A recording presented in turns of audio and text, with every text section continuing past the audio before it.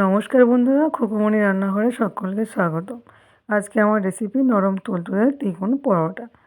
তো এখানে আমি কিছুটা পরিমাণ ময়দা নিয়ে নিয়েছি।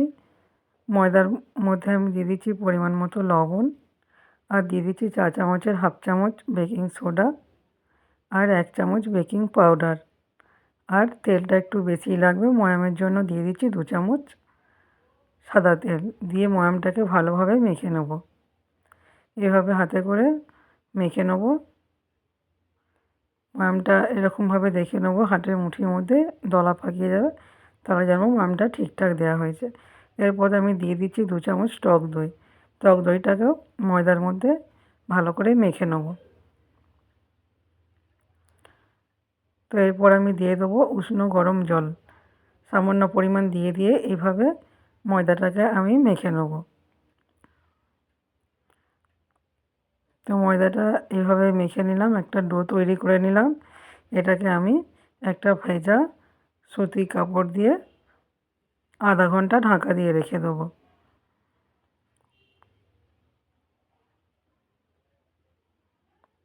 আধা ঘন্টা পর ফিরে এলাম। তো এটা সুতি কাপড়টা আমি সরিয়ে নিলাম। দেখুন আমার ডোটা কতটা সফট হয়েছে। এটাকে আমি 1 মিনিট ধরে মেখে নেব। ততক্ষণে বন্ধুরা, প্লিজ ভিডিওটা ভালো লাগলে লাইক ও সাবস্ক্রাইব করে পাশে থাকবেন, আর ভিডিওটাকেও স্কিপ করে দেখবেন না। এবার এটাকে আমি একটা থালার মধ্যে ট্রান্সফার করে নিলাম। দিয়ে লম্বা রোল করে নিয়ে লেচি কেটে নেব। একটু বড় বড় সাইজে লেচিটা কাটতে হবে। তো আমার সমস্ত লেচিগুলো কাটা হয়ে গেছে। এরপর আমি এগুলোকে দুটো হাতের সাহায্যে এইভাবে ঘুরিয়ে ঘুরিয়ে আমি ঠিক প্লেন করে নেব। তো সমস্তটাই করা হয়ে গেছে আমার। এবার এটা একটা বেলুনির মধ্যে প্রথমে তেল ব্রাশ করে নিলাম, তারপর এটাকে রুটির মতো বেলে নিলাম, দিয়ে আবার 1 ফোল্ড উল্টে দিলাম। এইভাবে পরোটাটাকে বেলে নিব।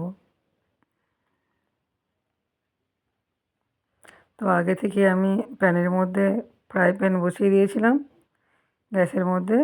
তার উপর আমি হালকা একটু তেল ব্রাশ করে নিলাম, দিয়ে তার মধ্যে পরোটাটাকে আমি দিয়ে দেবো। তো পরোটা এক পিঠ ভাজা হলে অপর পিঠটা আমি উল্টে দেবো। এইভাবেই পরোটাগুলোকে আমি লাল লাল করে ভেজে নেব। তো আবারও একটা আমি পরোটা ভেজে দেখাচ্ছি। এক পিঠ ভাজা হয়ে গেলে দ্বিতীয় পিঠটা উল্টে দেবো ভাজার জন্য। তো পরোটাগুলো আমার এভাবে লাল করে ভাজা হয়ে গেছে, আমি তুলে নেব। তো বন্ধুরা, ভিডিওটা আপনারা বাড়িতে অবশ্যই একবার এইভাবে বানিয়ে ট্রাই করে দেখবেন।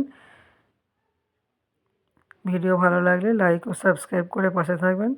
দেখুন পরোটা আমার কতটা সফট হয়েছে।